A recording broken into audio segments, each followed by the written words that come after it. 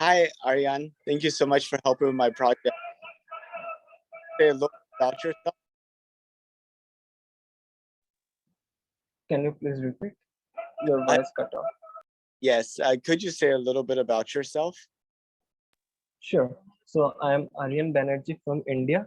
I'm a high school student and I love to study astrophysics and theoretical physics.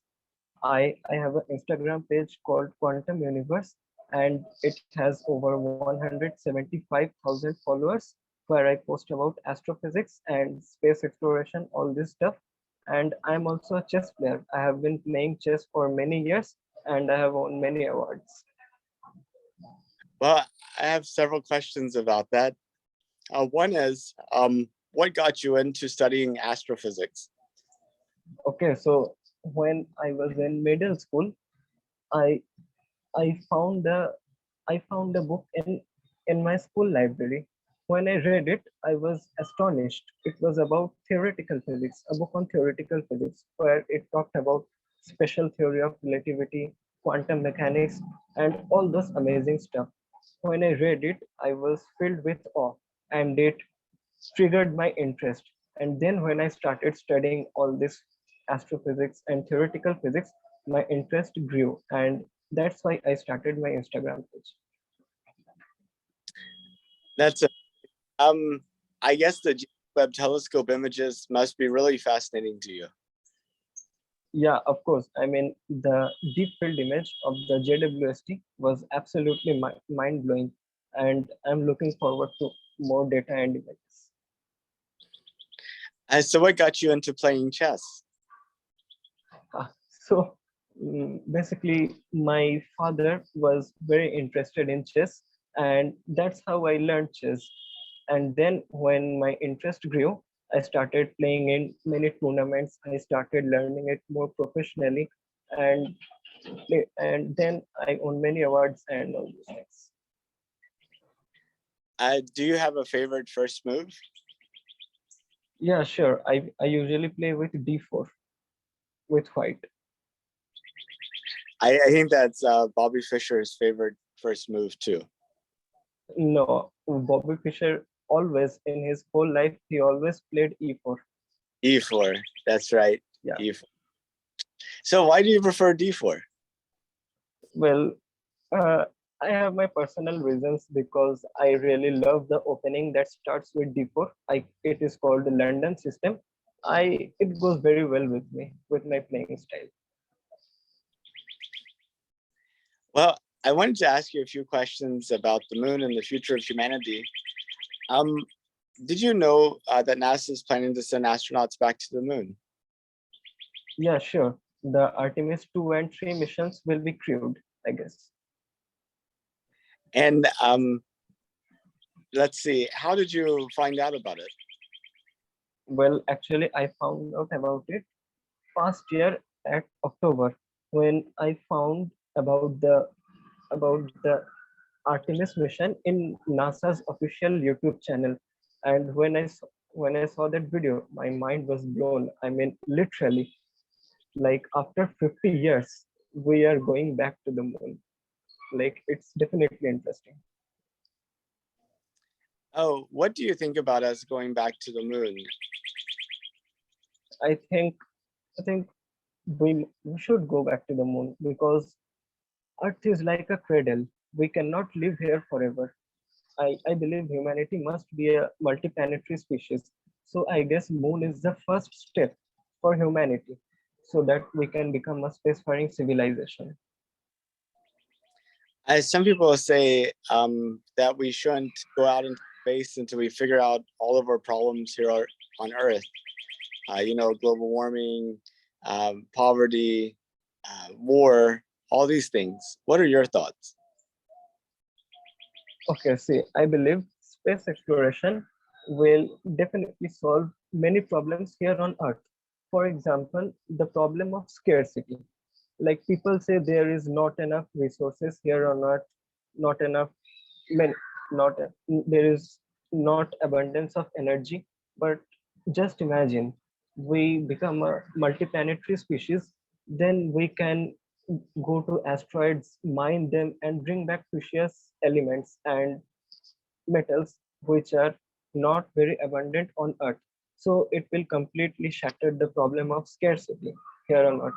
And I believe space exploration will also open up many frontiers for opportunities and many other things.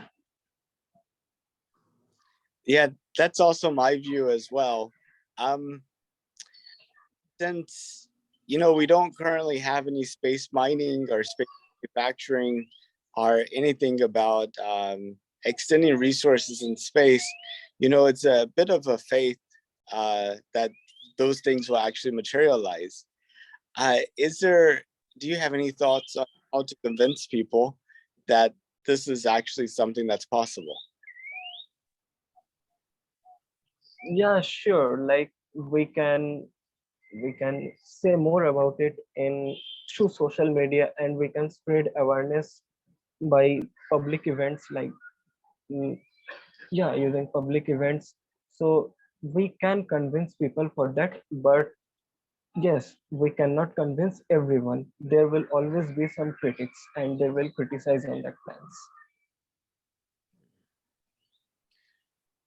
Um, when you think about the future of humanity 200 years from now, what do you imagine it being like? Okay, so I imagine that technology will surely be advanced, and I think humanity will be a multiplanetary species by then. We will have a base on Mars and Moon, and there will be continuous space missions going all over the solar system.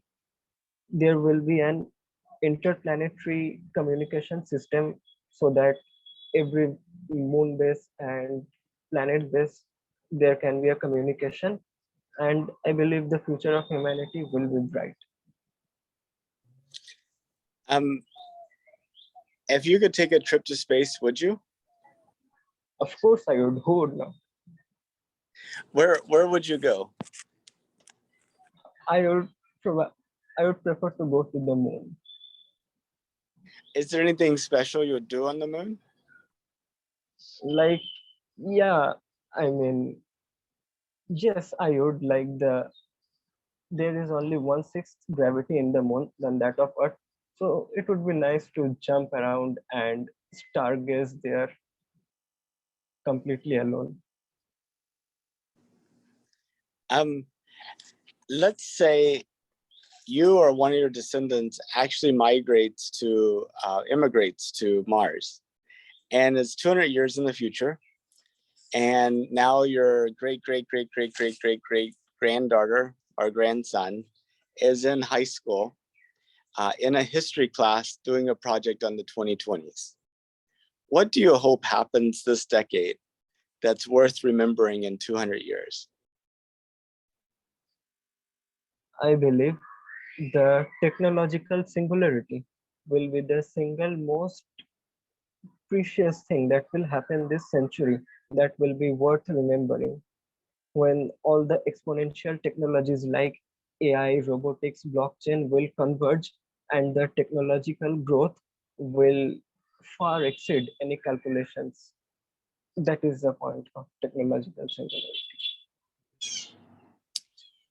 Um, now, some technologies are exponential because, uh, technology sometimes helps you create more technology, but sometimes you see it flatten or decay because old technologies that were fundamental to your growth, uh, are lost. Uh, do you see any risk of our technological progress slowing down or perhaps declining? No, I don't believe so. If you look at the graph of the technological development, you will always see an exponential curve. So I do not believe that will cause any problems because the technology is always rapidly developing and there is no chance right now so that it can slow down. Hmm. Well, I see this set of videos as being a time capsule for people not even born yet to kind of make sense of what I think is going to be a transformational decade. Though I tend to think along the lines of space travel and humanity actually branching out beyond Earth. I wasn't thinking about the singularity, so that's a good addition. I've asked all the questions that I normally ask. Is there anything that you want to add that we didn't get to talk about? Well, there is, I believe, like many people like Elon Musk are thinking that Mars is the best target for humanity to become multiplanetary species. But I believe, in my opinion, Moon is better. Now, you may ask why I think so. At first, you people may thought that Moon is not a good target because it does not have any atmosphere and it has 16% of the gravity than that of Earth. But that is the exact reason why Moon should be our first priority. See, we can use Moon as an interplanetary junkyard where we can build spaceships and launch payloads into the lunar orbit. And as there is so little gravity, we can save lots of fuel, and we can use the lunar ice caps and lunar water to create liquid oxygen and liquid hydrogen, which can be further used as rocket propellants. And the biggest reason why Moon is better than Mars is because we can reach Moon in 3 days, whereas to reach Mars in the shortest time requires 7 months. So yeah, that's why Moon is better, in my opinion. Well, thank you so much, Aryan. It was such a pleasure to get to talk to you and to get to make your views part of my project. I hope you have a Thanks, good man. rest of your day. Yeah, thanks, man. Bye-bye.